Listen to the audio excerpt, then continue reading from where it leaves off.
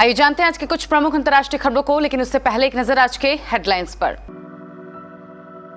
UP में अखिलेश और जयंत में गठबंधन तय, 3 दर्जन सीटों पर चुनाव लड़ सकती है आरएलडी, जल्द होगा ऐलान। आर्यन को जेल में डालने वालों को नहीं छोड़ेंगे शाहरुख खान, एनसीबी के खिलाफ लीगल एक्शन लेने की तैयारी। अभिनंदन को वीर चक्र सम्मान दिए जाने पर पाकिस्तान को लगी मिर्ची, F-16 जेट मार गिराने को फिर बता रहा गलत। मुलायम सिंह यादव ने बीजेपी की सरकार पर बोला हमला, देश में महंगाई और बेरोजगारी बढ़ी है। सेंट्रल विस्टा प्रोजेक्ट को चुनौती देने वाली याचिका खारिज, एससी बोली प्राइवेट प्रॉपर्टी नहीं बन रही। 120 रुपए किलो टमाटर, पेट्रोल डीजल पर राहत तो बढ़ गए सब्जियों के दाम। भारत गौरव ट्रेनों का ऐलान, 180 रेल गाड़ियों व 3033 कोचों का चयन, निजी क्षेत्र भी करेगा संचालन। अफगानिस्तान में इस्लामिक स्टेट के 3 नेता वैश्विक आतंकी, अमेरिका ने किया ऐलान। अक्षय के सूर्यवंशी ने 18वें दिन भी की तूफानी कमाई, जाने कुल कितना हुआ कलेक्शन। और न्यूजीलैंड के खिलाफ टेस्ट सीरीज से बाहर हुए केएल राहुल, इस खिलाड़ी को मिली जगह। यूपी चुनाव को लेकर समाजवादी पार्टी और राष्ट्रीय लोक दल के बीच गठबंधन का आधिकारिक ऐलान होना अभी बाकी है। आरएलडी चीफ चौधरी जयंत सिंह ने पहले भी ये साफ किया था कि सपा के साथ गठबंधन कर वे चुनाव मैदान में उतरेंगे।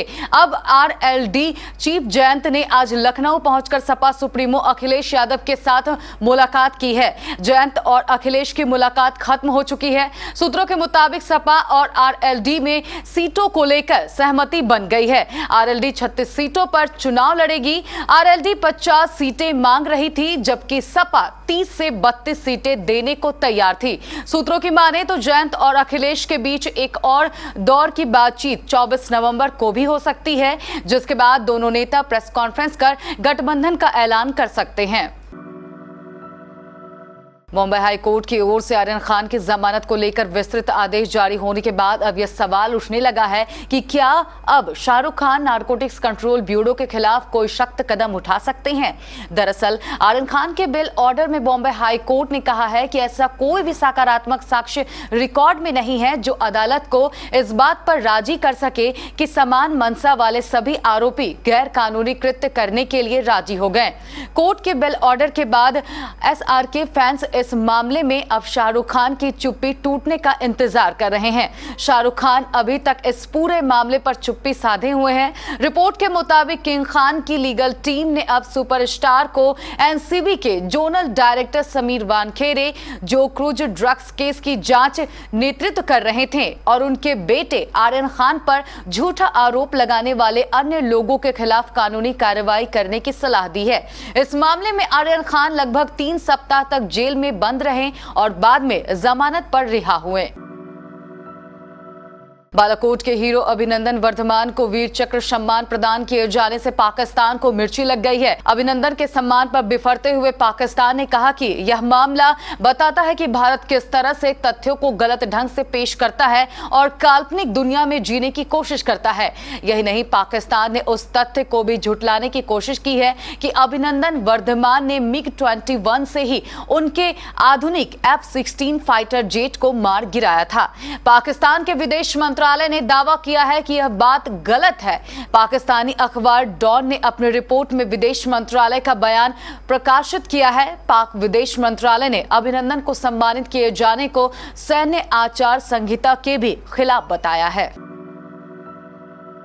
उत्तर प्रदेश में होने वाले विधानसभा चुनाव को देखते हुए सभी दलों ने कमर कस ली है। इस बीच समाजवादी पार्टी के संस्थापक मुलायम सिंह यादव ने अपने कार्यकर्ताओं को संबोधित किया और उनमें जोश भरा। संबोधन करते हुए उन्होंने मंच बिना नाम लिए केंद्र सरकार पर करारा हमला बोला और अपनी पार्टी की पीठ थपथपाई। उन्होंने कहा कि देश पर जब भी चुनौती आई, समाजवादी पार्टी हमेशा खड़ी रही। उन्होंने कहा कि हमारी पार्टी किसान आंदोलन के दौरान उनके साथ खड़ी रही। मुलायम सिंह ने कहा कि देश के लिए सभी को एक होना पड़ेगा। इस दौरान उन्होंने कहा कि चुनौतियों के दौरान हमेशा हमारे कार्यकर्ता खड़े होते हैं। पुस्तक विमोचन के दौरान मुलायम सिंह यादव ने कहा, यह लोकतंत्र की खूबसूरती है कि यहाँ पर पूरे देश के लोग हैं, यहाँ किसी के भीतर दलगत भावना नहीं है। उन्होंने आगे कहा कि देश के सामने आज महंगाई सहित कई मुद्दों का सवाल है, इस पर पूरे देश को खड़ा होने की जरूरत है। सुप्रीम कोर्ट से एक बार फिर सेंट्रल विस्टा प्रोजेक्ट को हरी झंडी मिल गई है। सुप्रीम कोर्ट ने प्लांट के लैंड यूज में बदलाव को चुनौती देने वाले उस याचिका को खारिज कर दिया जहां सेंट्रल विस्टा प्रोजेक्ट के तहत उपराष्ट्रपति के लिए नया आवास बनाया जाएगा। कोर्ट ने याचिका खारिज करते हुए कहा कि वहां कोई प्रोजेक्ट प्रॉपर्टी नहीं बनाई जा रही है, उस जमीन का इस्तेमाल हमेशा से सरकारी काम के लिए ही किया जाता रहा है। याचिका में कहा गया था कि वहां उपराष्ट्रपति का आवास बनाया जाएगा जिससे चिल्ड्रन पार्क और हरियाली खत्म हो जाएगी। इस पर कोर्ट ने कहा कि वहां उपराष्ट्रपति का आवास बनाया जा रहा है जिससे हरियाली होना तय है। इस प्रोजेक्ट को प्राधिकरण ने पहले ही मंजूरी दे दी है।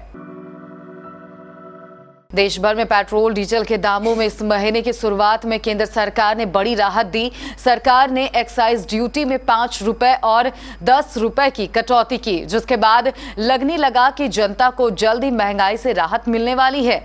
लेकिन कई अन्य जरूरी चीजों के दाम आसमान छूने लगे हैं। टमाटर समेत कई तरह की सब्जियों की कीमतों में आग लग गई है। देश भर के कई राज्यों में टमाटर 100 रुपए से अधिक कीमत में बिक रहा है। टमाटर की कीमतें बढ़ने की वजह से यह घरों के किचन से गायब होने लगा है। लोग सब्जी में टमाटर का उतना ही इस्तेमाल कर रहे हैं जितने से किसी तरह काम चल जाए। इसके अलावा प्याज के दामों में भी तेजी से बढ़ोतरी हो रही है। रेलवे ने मंगलवार को 180 भारत गौरव ट्रेनों के संचालन का बड़ा ऐलान किया। रेल मंत्री अश्विनी वैष्णव ने कहा कि इन ट्रेनों को निजी क्षेत्र व IRCTC द्वारा चलाया जाएगा। इनसे देश में पर्यटन को बढ़ावा मिलेगा। वैष्णव ने कहा कि इन ट्रेनों का किराया भी टूर ऑपरेटरों द्वारा तय किया जाएगा। इसके अलावा भी इन ट्रेनों के संचालन के कई पहलू हैं। रेल मंत्री ने कहा कि भारत गौरव ट्रेनों के संचालन में रेलवे सिर्फ उनका मेंटेनेंस, पार्किंग व अन्य सुविधाओं में मदद करेगा। ये ट्रेनें थीम आधारित होगी। इससे भारत की संस्कृति व विरासत का प्रदर्शन होगा। करीब 190 ट्रेनों को इसके लिए आवंटित किया जाएगा।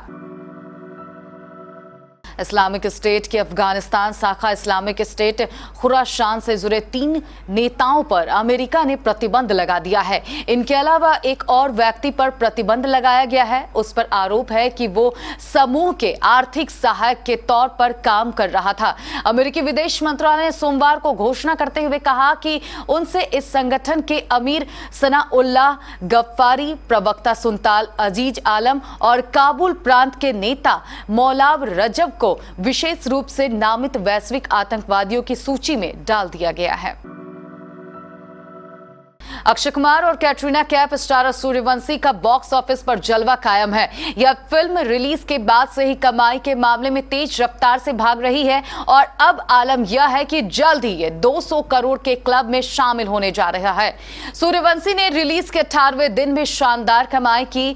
तरन आदर्श और बॉक्स ऑफिस इंडिया द्वारा दी गई जानकारी के मुताबिक फिल्म ने रविवार को भी 5 करोड़ से ऊपर की कमाई कर ली है। सूर्यवंशी ने रविवार को 5.33 करोड़ की शानदार कमाई की और अपनी कुल कमाई को 178 करोड़ के ऊपर पहुंचा दिया। अब वो दिन ज्यादा दूर नहीं, अब अक्षय और कैटरीना की फिल्म 200 करोड़ के जादुई आंकड़े को पार कर देगी।